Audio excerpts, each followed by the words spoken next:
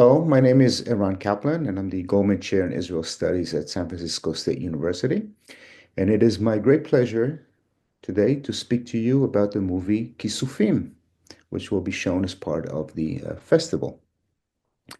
Now, Kissufim is a kibbutz in Israel. The word Kissufim means yearning, and the kibbutz was founded in 1951 in what is the Western Negev in Israel. And it followed the trajectory of many of the kibbutzim that were founded after the creation of the State of Israel. It was started by a nucleus of youth group members who came to Israel from the Americas, both North and South America, and they created the first nucleus of this kibbutz. And then they were joined by members of the Nachal. Nachal is an acronym in Hebrew for Noor Chalutzi Lochem, fighting pioneering youth. And this is actually a military unit where the soldiers, both men and women, combine military service with doing work on kibbutzim.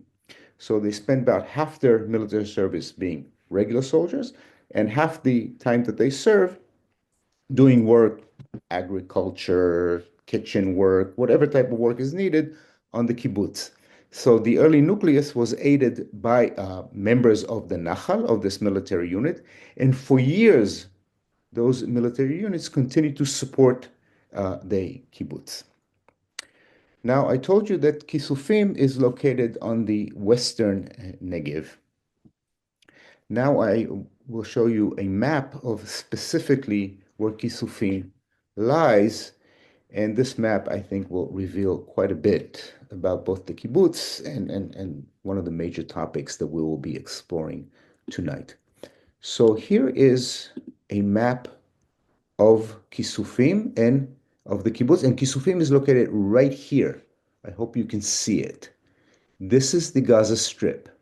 Kissufim is about 1 mile east of the Gaza Strip. And so, on October 7th, 2023, when Hamas launched the surprise attack that morning into Israel, Kissufim was, of course, one of the targets of that attack, and it was invaded early in the morning. 12 members of the kibbutz were killed on that fateful morning, and 6 guest workers were also killed. One member of the kibbutz was taken hostage into the Gaza Strip that day. Of course, much of the kibbutz was devastated both by the attack and then by the reconquest of the kibbutz by the IDF forces, and of course the ensuing war that erupted in the Gaza Strip. As a result, members of the kibbutz had to be evacuated. They could not stay in Kissufim after October 7th, 2023, and they were evacuated to kibbutzim, many of them to kibbutzim that are farther east, away from the Gaza Strip, and eventually many of them ended up in one of the suburbs of Beersheba, Omer. Right now, there is no kibbutz Kissufim. I mean, the land is still there, many of the buildings are still there, but it is still empty, and it is unclear what the future holds for Kissufim, whether it'll be repopulated, whether new people will come and live there. This is still up in the air. And this really sets up the context through which to see the movie about Kibbutz Kissufim. Now, having said all of that, the movie takes place in the year 1977 and into 1978. So the movie itself has nothing to do, of course, with the attacks. Not only that, the film, which came out in 2024, was filmed on location in Kissufim before the attacks. So when the movie was conceived, written, produced, they could not foresee the horrible events of October 7th, 2023. However, when we now watch the movie that was filmed on location in the kibbutz, we cannot disassociate ourselves from the events of October 7th, 2023. And this makes for a very complicated, at least for me, and I think for many people, viewing experience. And this has generally been the reaction to this film since it was released in 2024 and it was shown in various festivals, streaming services, and the like. People no longer think of it as a historical movie that takes place in the 70s. They don't really look at the themes of the movie itself, but everybody naturally looks at it from the perspective of the events that unfolded just over a year ago. And in this regard, viewing this film is like viewing a postcard from a place that no longer exists because you see the kibbutz, you see the buildings, you see the cafeteria. Everything was filmed on real locations. And this is no longer there, or it's no longer there in the way that the members of the kibbutz experienced it for decades and the way we see it in the film. So in this regard, it's not only a postcard. In many ways, we can view it as a love letter for a place that was there, that was a source of life and activity and fulfillment and vanished. So this is, of course, something that weighs very heavily, I think, on many of us while we are viewing this film. And it is something that is very difficult for us to distance ourselves from. But what I will try to do from this point onward is try to go back before October 7th, 2023, and try to analyze and talk about this film from the perspective of the people who made it before they knew that the attacks were to happen.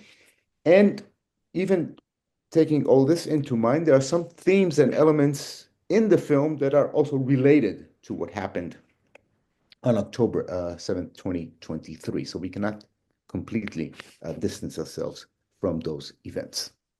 So, as I said, the movie takes place in 1977, 1978, Kibbutz Kissufim, and it is based on real events and real people who were members of the Nachal unit who happened to spend their kibbutz time in kibbutzim. One of them was the father of the film director. So much of the story are stories that were related to her by her father and her friends who actually spent time on the kibbutz there. And as you will see when you watch the movie, there is much of the story takes place on the kibbutz. It deals with the dynamics among the various members of this Nachal group and other people on the kibbutz, volunteers who come to the kibbutz. But the presence of Gaza is always part of the story, even in this film that did not anticipate the events of 2023. And so, like any other Israeli movie, the Israeli experience, Israeli history, themes that are related to the dynamics of Israel are also part of this movie. One of the lessons that you will learn in viewing Israeli cinema over the years and studying Israeli cinema, as I have and I teach, is that Israeli cinema ultimately deals with the reality of Israel. Yes, there are characters, there's drama, there are tensions, but the Israeli story always comes up and becomes an integral part of the story and of the issues that unfold on the screen. And this is certainly the case in this movie. And in Israeli cinema, there is always a lesson. There's always something to learn. There's a message that comes with the movie. In Israel, rarely do we see sci-fi movies or romantic comedies or just entertainment movies. Movies come with a certain message. And I think that there are several such messages in this film. And now I'd like to explore one of them. And here I need to take you back in time to 1956. not far from Kissufim, a little bit up north, but also along the border with the Gaza Strip, to Kibbutz Nachal Oz, another of the kibbutzim along the border, which also was attacked on October 7th, 2023. But in 1956, there was also an attack on that kibbutz, and several soldiers, members of the Nachal unit, were killed in that attack. After the attack, there was a funeral, a military funeral, and the eulogy in that funeral was given by the IDF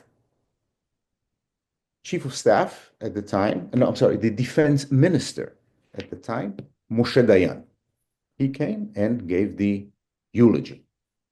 And I want to share with you this eulogy, a text that has become very popular in Israel after October 7, 2023. It was read and analyzed, even read aloud in funerals in Israel after the attack.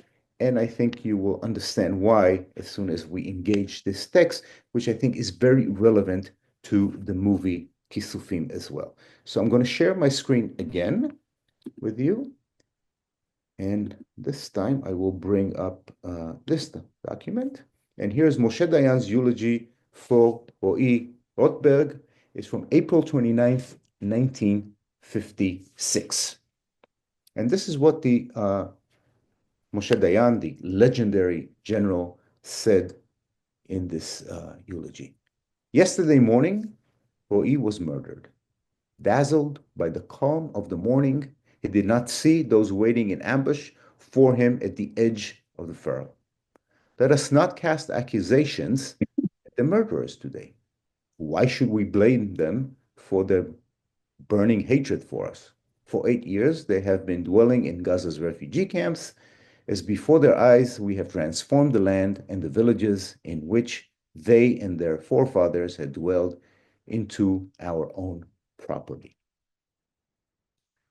This is a very interesting opening for this eulogy by Moshe Dayan, not a bleeding heart liberal by any stretch of the imagination, but in a way, he does not want to discuss the conflict. He does not want to discuss the role of the Arabs in the attacks.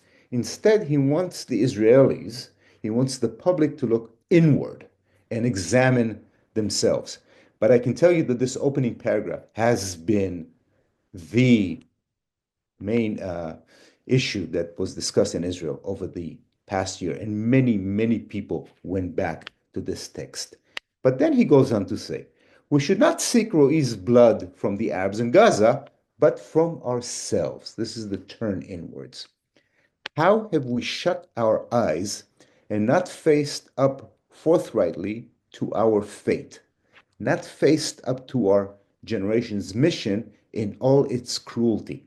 Have we forgotten that this group of lads who dwell in Nachal Oz, those Nachal soldiers, is carrying on its shoulders the heavy gates of Gaza, on whose other side crowd hundreds of thousands of eyes and hands praying for our moment of weakness so that they can tear us apart?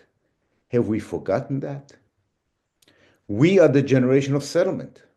Without a steel helmet and the muzzle of the cannon, we will not be able to plant a tree and build a home. Our children will not have a life if we do not dig shelters. And without barbed wire and machine guns, we will not be able to pave roads and dig water wells. Millions of Jews who were exterminated because they had no land are looking at us from the ashes of Israeli history and ordering us to settle and resurrect a land for our people. But beyond the borders furrow, an ocean of hatred and an urge for vengeance rises, waiting for the moment that calm will blunt our readiness, for the day that we heed the ambassadors of conspiring hypocrisy who call upon us to put down our arms. Let us not flinch from seeing the loathing that accompanies and fills the lives of hundreds of thousands of Arabs who dwell around us and await the moment they can reach for our blood. Let us not avert our eyes lest our hands grow weak. This is the destiny of our generation. This is the choice of our lives, to be ready and armed and strong and tough. For the sword falls from our fist, our lives will be cut down. So this was the eulogy. Interesting fact about the eulogy. So he delivered it at the cemetery. 2 days later, he was asked to record this eulogy for Israeli radio. And he did so, but he omitted the first paragraph. So he gave it up. Just the rest of the eulogy, which was actually targeting the Israeli public internally. So, what was the message that Dayan was trying to deliver? By the way, not a very comforting message, I think, for the family of Ro'i Rothberg, who were in attendance at the funeral. I think that this is a generational message. And Dayan, now of the older generation, someone who already fought in the Second World War and in the 1948 war, is telling the younger Israelis, the generation who went into the IDF in the mid 1950s, folks, you're getting spoiled. You're losing your edge. Our generation were the true pioneers. We never stopped fighting. We continued in our actions constantly. We didn't have time for leisure, to stop, to enjoy ourselves. We were in constant motion, in constant battle. Whereas you young folks might be losing something. Your values might be in question. Maybe you're more interested in what life has to offer and the comforts instead of being fully committed to your role as pioneers and soldiers.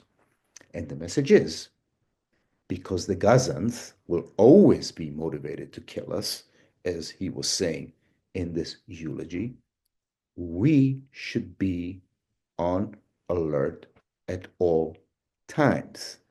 And for a second, we cannot forget this. In those years, in the 1950s, there was the emergence of what came to be known in Israel as the espresso generation. Young people who wanted to go to coffee shops and enjoy espresso. And the older generation wanted to still maintain the pioneering values that are more ascetic, more emphasizing sacrifice, as opposed to the more kind of hedonistic values of the coffee shop or the espresso generation. And this generational battle was really playing out in this eulogy as a warning for the young generation, basically telling them, no, no, no, no, no. Yes, we have a state, but we still need to be on high alert at all times. Nothing here is guaranteed, and here is the lesson. So this was in 1956.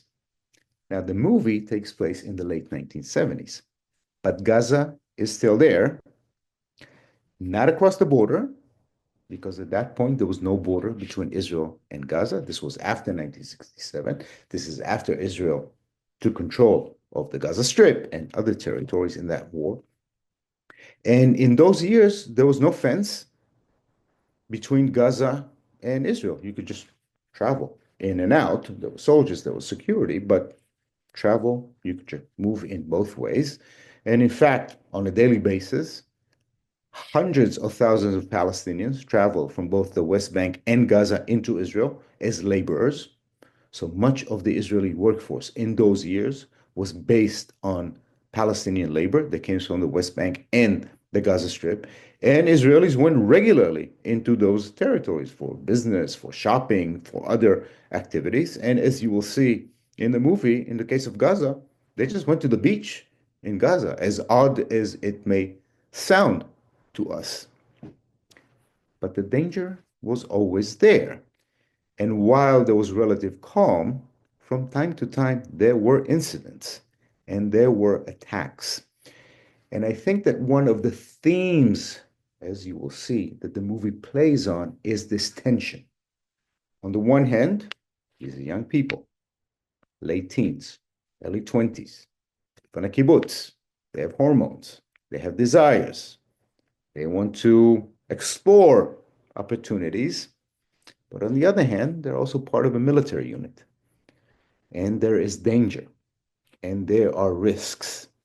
And how do you balance the two, I think, is one of the issues that the movie raises. And my sense, though again, it is hard to read because of the events of October of 2023 that cloud our judgment, is that on some level, the director is critical of the generation of her father and their behavior on the kibbutz. The fact that they were not fully on alert, that they dismissed the dangers that awaited them. And as you will see the movie, I think the ending ultimately is the final judgment. And it is like in the majority of Israeli movies, it is a tragic ending. Then the tragedy is really generated by the threat that exists on the Gaza side of the divide. And so you have life playing out on the kibbutz. You have the wonderful experience of being young on the kibbutz, and we see it on full display on the kibbutz, and we see desire, and we see jealousy, and we see fights, the way normal young people behave, but the danger is always there. And so I think that the director and the writer was mindful of Diane's eulogy when she was working on this film. That when you are in this proximity to the Gaza Strip, you cannot shut yourself off from the real world, from the real dangers, from what is out there. You have to be alert at all times. And the young people were swept up in their own lives, forgetting what's there. And eventually, the price would be the ultimate price that at least one of them pays in the movie. In reality, actually, more of them pay the actual fatal price for living right by the Gaza Strip. So this is certainly, I think, one of the messages that in trying to read the movie as a pre-October 23 movie comes across, but also related, of course, the events that unfolded over the past year or so in Kissufim. But this really ties to another element that I would like to bring in relation to this movie. And this really has to do with the kibbutz, the atmosphere, the life, but also how it relates to Israeli cinema more broadly. So, one of the most fascinating things to me as an observer and student of Israeli cinema is how rare in Israeli feature films is romance, desire, and things that are so ubiquitous in American movies and other movies. Just think of American movies and television. Think of how many romantic kisses you will see. If you sit in front of the TV on an evening and just switch from different shows or different movies, you're likely to see 20, 30 romantic kisses. It's an integral part of the experience of watching movie. It moves the plot along. It creates resolution. It resolves dynamics and tensions. It's so ubiquitous. We see it all the time. And then think of the Israeli movies that you've watched. And try to think how many romantic kisses have I actually seen in Israeli movies? And the answer, I tried to count it once, not a scientific survey, but close to it, very few. And when they do happen on the Israeli screen, they usually end up not in a kind of a romantic resolution of the plot, but something else tends to happen. I can think of several such examples that I can provide you with. One such example is Late Summer Blues. Late Summer Blues is an Israeli movie, very popular from 1987, which also takes place in 1970, so going back to the 70s. And it tells us the story of teenagers, 18-year-olds. They're high schoolers, and it's their last summer before they go to the military. So some parallels between Kissufim and late summer blues. And in late summer blues, one teenager falls for another teenager, fall in love. There's a wonderful scene with a romantic kiss, and there might be a future, but no. Soon thereafter, they break up, and after considering maybe serving in a army entertainment troupe together, the young man ends up going to the paratroopers, and we soon learn that he died in the 1973 Yom Kippur War. So love, romance translates to a tragic ending. I'm trying to think of other romantic kisses. One of the most romantic kisses is in Yossi and Jagger, a movie from 2002, where we have two male soldiers in the unit. Again, the ages very similar to what we see on screen in Kissufim, and they are lovers. And the movie begins with a very romantic kiss.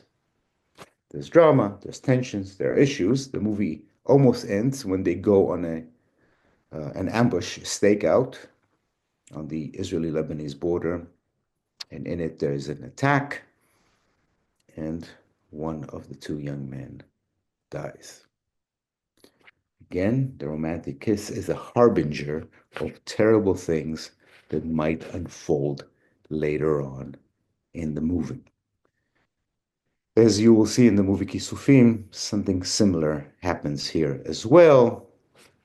The protagonist, or one of the main characters, it's really difficult to identify the one main character. There are several main characters in the movie, but I think ultimately the main character, the young woman, ends up falling in love. And just as she falls in love and has a romantic scene with the young man that she has fallen for, soon the fatal ending of the movie arrives. So there is this incredible tension that happens here, and it is not unique to this movie. I think that it is a theme that you see across Israeli cinema. And here I'd like to share with you an observation by David Beale. David Beale was passed away this past year. He was a professor of Jewish studies at Davis. He lived in the East Bay in Berkeley for many, many, many, many years. He was a great, great scholar. And he wrote one of the most important books, scholarly books on Jewish history in recent years, Eros and the Jews. And in it, he has a chapter dedicated to Zionism, and it's called Zionism as an Erotic Revolution. And in the chapter, Beale describes the inherent ideological contradiction in Zionist ideology between the ideal of creating a new virile Jew, a negation of the effeminate, weak, exilic Jew, the pioneer, the soldier, a person who could enjoy the body and its pleasures and could overcome centuries of oppression and suppression, and the call to sublimate sexual desire in the service of the nation. Beale suggested that even among the greatest champions of erotic Zionism, there was a tendency toward abstinence and restraint. This tension that exists, and I think that this tension plays out constantly and repeatedly in Israeli cinema. And it is, I think, very powerful the way that it comes across in this movie. And I think that it is crucial that the movie takes place on the kibbutz, because the kibbutz, since the founding of the first kibbutzim more than 100 years ago, has been a symbol of a very progressive approach to life. Of course, on the kibbutz, they broke so many of the traditional societal norms. No more private property, no more eating in private. You share everything. You don't get paid for the work that you do. But also when it came to relations, the kibbutz, at least ideologically, tended to be very forward. Yes, the nuclear family, the monogamy of the classical family, that's a bourgeois institution. We, the radical kibbutzniks, are going to put all of this into question and challenge everything. We're not even going to raise our children. They will be raised in the children's home, away from the parents, as part of this radical social experiment. So all the boundaries can be traversed on the kibbutz. But can they? And that's a fundamental question. And here I'd like to connect to another person who actually grew up on Kissufim, the kibbutz Kissufim, and that's Dor Shaul, a very accomplished Israeli filmmaker. He made two movies that deal directly with life on a kibbutz. One is Mivtza Safta, Operation Grandma, which was a hilarious comedy that takes place on a kibbutz. I'm not going to talk about this movie. Very funny, great movie, very enjoyable. I'm actually going to talk about Adama Meshugaat. Crazy Earth would be the literal translation of this, the name of this film from 2014. And Sweet Mud was the official English translation. And it takes place on a kibbutz. They don't call the kibbutz Kissufim there, but clearly it relates to the kibbutz where Dor Shaul grew up. And this movie also takes place in the 1970s. And in the center is a 13-year-old boy. Clearly, it's Dor Shaul, and it's clearly based on his experiences. And he offers a devastating indictment of life on the kibbutz, from the what he views as the abuse of young children by taking them away from the parents and raising them collectively, something that apparently left a traumatic legacy in the case of Dor Shaul, but also the perverse sexual behavior of many of the kibbutz members, which results in a place that has no empathy, no love, no romance, but a place where everything is manipulated in the name of power. And so, on the one hand, you had this very lax, open, progressive view. On the other hand, the dark side, the brutal side, and the violent side. And in many ways, what the protagonists in Kissufim undergo is similar. They come from Israel, which in the late 70s is still a somewhat more traditional, by and large, somewhat more conservative society, but it is at the point of changing up, of opening up, of embracing kind of a more Western approach to life as opposed to the more puritanical kind of Eastern European tradition that the pioneers brought with them to Israel. And part of the excitement and the allure are also the European volunteers who came to kibbutzim. We see it both in Sweet Mud, but also in Kissufim. And they offer kind of the temptation that comes from abroad. And we see it on full display in this movie as well. But there's also the fear from all of that. And we see it in the main character, Ellie, the young woman, who is torn between the new ethos, the new temptations that are playing out, and her reluctance and fear from all of it. And eventually, what leads her to fall for this young man and to kissing him and being with him are part of this peer pressure, the social pressure that exists within the kibbutz, but also brewing in the country as a whole. And she feels forced by it. But there is a sense that she carries with her of being afraid of a sin, of a certain sense of violation.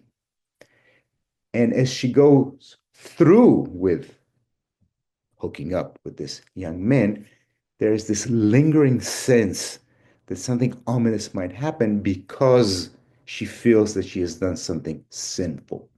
And the sense of sin is then translated into ultimately this fatal events that concludes the movie. So in this regard, again, it touches on these deep themes that exist throughout the history of Israeli cinema. There can never be the easy allure of temptation of romance. Reality is always there.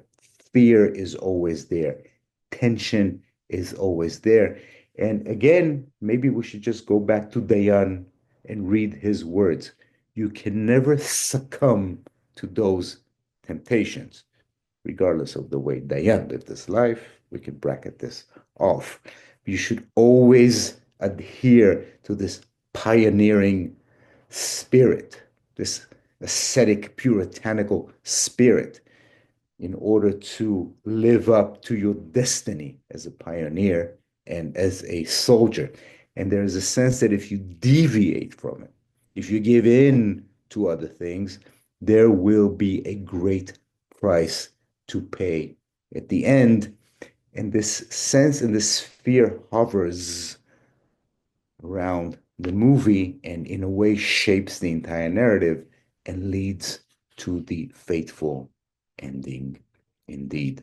So in this regard, Kissufim is a prototypical Israeli film in my mind and fits many of the themes and traditions of Israeli cinema.